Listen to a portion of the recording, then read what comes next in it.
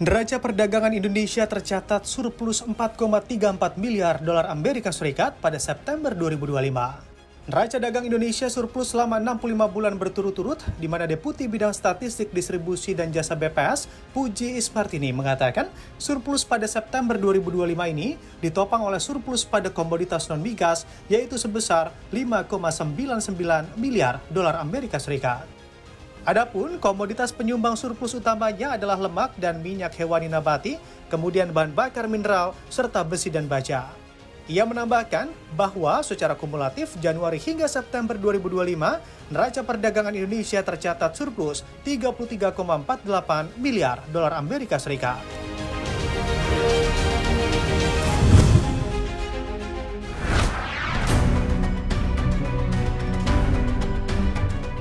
Aktivitas manufaktur Indonesia menunjukkan perbaikan stabil pada awal kuartal 4 2025.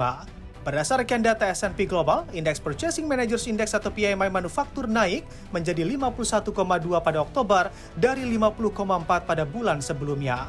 Menteri Keuangan Purbaya Yudisadewa mengungkapkan bahwa peningkatan indeks manufaktur tersebut menandakan bahwa kebijakan yang dirinya lakukan telah berhasil mengembalikan perekonomian Indonesia ke arah yang positif.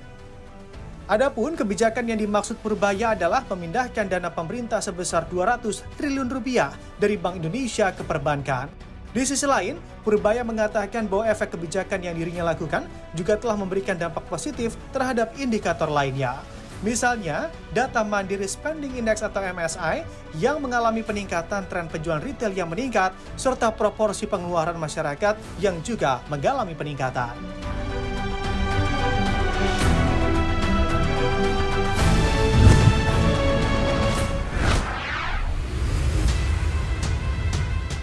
Miliaran dolar Amerika Serikat menguap ke luar negeri secara ilegal karena judi online. Kerugian besar ini diungkapkan langsung oleh Presiden Prabowo Subianto. Indonesia menurutnya kehilangan 8 miliar dolar Amerika Serikat setiap tahun atau sekitar 132,8 triliun rupiah gara-gara judi online.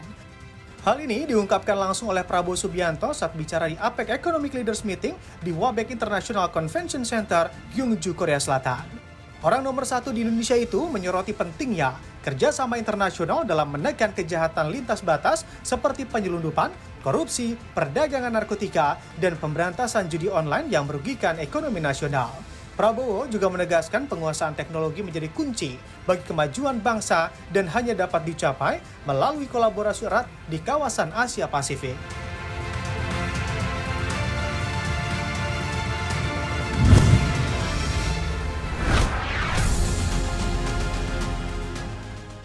Presiden Amerika Serikat Donald Trump dan Presiden China Xi Jinping pekan lalu melakukan pertemuan penting di Korea Selatan. Pertemuan ini dinilai menjadi sinyal perang dagang yang mereda antara dua negara dengan kapasitas ekonomi terbesar di dunia tersebut. Sederet perjanjian disepakati kedua pemimpin dalam pertemuan yang singkat tersebut. Melansir Reuters, pada Minggu 2 November 2025, kantor resmi Presiden Amerika Serikat Gedung Putih merilis deretan kesepakatan yang dicapai antara Trump dan Xi Jinping di Korea Selatan. Seperti halnya penurunan tarif impor untuk China, pengendalian ekspor untuk mineral dan magnet tanah jarang, China juga menangguhkan tarif balasan ke Amerika Serikat, dan China juga disebut setuju untuk membeli setidaknya 12 juta metrik ton kedelai Amerika Serikat. China membuka ekspor chip ke Amerika Serikat, kerjasama pengawasan fentanyl, serta Amerika Serikat tangguhkan bea pelabuhan.